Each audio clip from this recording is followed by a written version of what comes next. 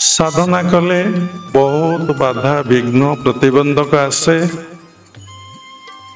आपण से सब को केबे भ्रूक्षेप करिवे नहीं। आपण साधना करुचंती प्रकृति कबलरू मुक्ति लाभ पाए, जार जन्म जन्मांतर संस्कार संचित अच्छे। प्रकृति ताको साधना करिबारे साहाय्य एवं सहयोग करे।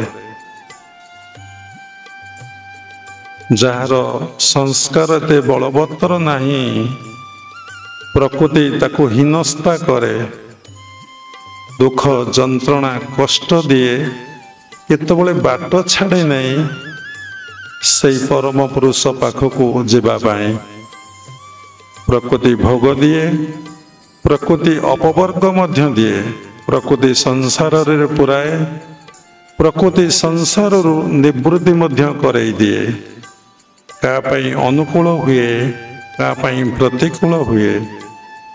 जदि आमे निजको भगवान निकट रे समर्पण करिदबा, आओ भगवान को ऊपर विश्वास आओ निर्भर रखिबा, सबकिछि से आमर बोली भाविबा, ताले भगवान कृपा करिवे, परम पिता आशीर्वाद करिवे। प्रकृति आमको बाट छाड़ी दब। सबरी मूल ही प्रकृति। प्रकृति किए पुरुष ठारू बा परमात्मा परम ब्रह्म ठारू प्रकृति जात होइछि एवं परमात्मा परम ब्रह्म सर्वदा स्थिर निश्चल नित्य सत्य शाश्वत।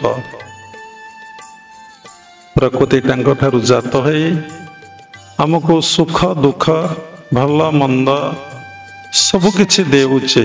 साधना करे प्रकृति, साधना रे सहयोग करे प्रकृति। प्रकृति निवृत्ति होइले आपण परमात्मा परम ब्रह्म को दर्शन उपलब्धि करि पारिबे। तेणु साधना करंतु, निज भितर आत्मसत्ता को उपलब्धि अनुभव करंतु, आत्मज्ञानर अधिकारी हुअन्तु। निज भितरे जो अज्ञान रही मु मोर भाव आपण भीतर धीरे धीरे दूरे जीव। तेणु जेकोसी काम आपण करिवे गोटे विरोधी शक्ति आपण पाखरे रहिबो। ए प्रकृति विरोधी शक्ति रूप में आपण पाखरे छेड़ा हबो। जेकोसी काम करंतु इस पृथ्वी पृष्ठ रे निश्चय आपण को किछि लोक विरोध करिवे। ताहाई सृष्टिर नियम।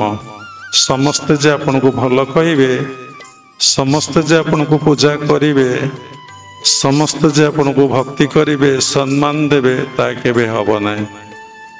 ताहाई ईश्वरंकर इच्छा। ईश्वरंकर इच्छा बा ईश्वरंकर जो लीला ताकू बुझिबा बा जानिमा एते सहज नुहे। भागवत रे लेखा अछि, लीला विद्युत कलेवर देव मानवे अगोचर। भगवान को लीला को बुझिबा एते सहज नुहे, जाको देवता माने मध्य बुझी पारंती नाही। तेणु विरोध किछि करिवे, आपण कोथरे विचलित हेबे नहीं, कोथरे व्यस्त हेबे नहीं। से परमात्मा परम ब्रह्म पाखरे बा भगवान पाखरे निजको समर्पण कर देइथिबे। आउ सबो तुमे सबो तुमे सबो तुमे सबो तुमे आपण भाबुथेबे। किंतु गोटे कथा चिंता करिवार अछि,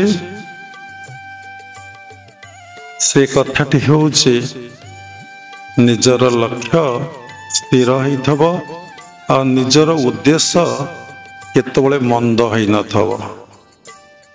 निजर उद्देश्य सबुबले सत हवा दरकार। सचिंता करुथेबे।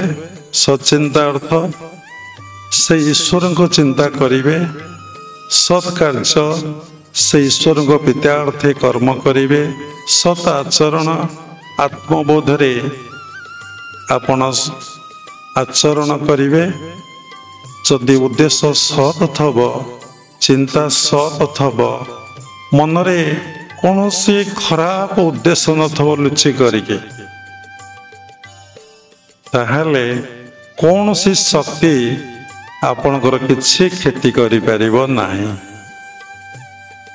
जदि उद्देश्य मंद थब चिंतारे कौनसी पाप रही थब बा महत भावना नथिब लक्ष्य महान नथिब सेठी भगवान आमको निश्चिंत भाव में दंड देवे पनिशमेंट देवे। तेणु उद्देश्य चिंता सब महत हवा दरकार महान हवा दरकार।